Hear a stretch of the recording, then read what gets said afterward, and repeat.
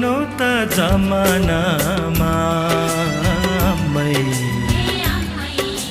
प्रेम गर्नु गाह्रो हुन्थ्यो।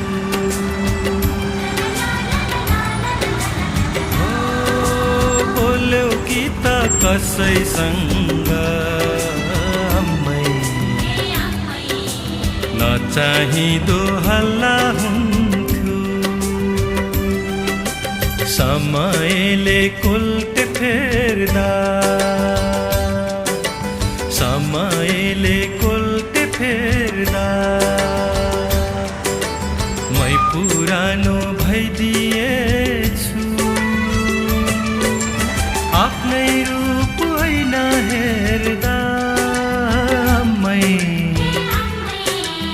अलि चाँडो जन्मिएछु। रङ्गी चङ्गी